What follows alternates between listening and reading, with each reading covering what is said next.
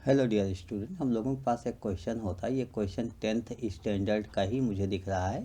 उसका रीजन है कि सिंपल सा रेक्टेंगल है और ये क्वाड्रेटिक होता है, जिस सिंपल सा लीनियर होता है। क्या गिवन है? The width is twice the height. What is the area of rectangle where x greater than 0। Area of rectangle निकालना है, लेंथ इंटू ब्रेथ होता है, तो वो तो हम निकाल लेंगे। बट अभी यहाँ पर गिवन है width is twice the height. तो according to problem x square minus x minus 16 this equal to x plus 12 लिखा है। देखिए विद तो ये होता है दिस ट्वाइस ऑफ दिस, इसका 2 टाइम ये होता है, तो इक्वल करने के लिए यहाँ 2 से मल्टीपल कर देंगे। अब दोनों इक्वल हो जाएगा। इसी को हमें सॉल्व करना चाहिए। आइए हम लोग सॉल्व कर लेते हैं इसको। X square minus x minus 16 equal to 2x plus 24। X square minus 3x minus 40 equal to 0। देखिए यहाँ 40 के पहले माइनस साइन है, यानी ये स्प्लिटिंग द मिडिल टर्म से क्वेश्चन सॉल्व होना है। और माइनस साइन ये बोलता है कि ये जो 3 है ये सब्ट्रैक्ट करने पर आना चाहिए। तो एक्स स्क्वायर माइनस 40 का फैक्टर अगर आप देखो 8 5 जा 40 होता है।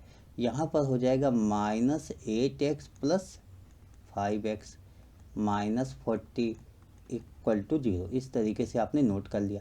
इसमें हम देखते हैं, इसको 2 का पेयर बना लेते हैं। तो 2 स्टेप्स यहाँ हुआ, 2 स्टेप्स यहाँ हुआ। इसमें x कॉमन ले लिया, देन x माइनस 8 हो गया, प्लस 5 कॉमन ले लिया, देन x माइनस 8 हो गया equal to 0। x minus 8 common ले लीजिए, this x plus 5 equal to 0। x plus 5 equal to 0, x minus 8 equal to 0। अब हम यहाँ कंडीशंस में आते हैं, और कंडीशंस क्या होती है हमारे पास। देखिए इस तरीके से 2 स्टेप्स का मल्टीपल 0 है, जिसे इन दोनों का मल्टीपल 0 है, तो दोनों में से कोई एक तो 0 होगा ही। तो हम लिखेंगे यहाँ पर either x minus 8 equal to 0 और x प्लस 5 इक्वल टू 0। यहाँ से x इक्वल टू 8 आ गया और यहाँ से x इक्वल टू माइनस 5 हो गया। देखिए व्हिच इज़ नॉट पॉसिबल। अब आप यहाँ लिखोगे व्हिच इज़ नॉट पॉसिबल। उसका रीज़न क्या है, आप क्यों ऐसा लिखोगे, व्हिच इज़ नॉट पॉसिबल।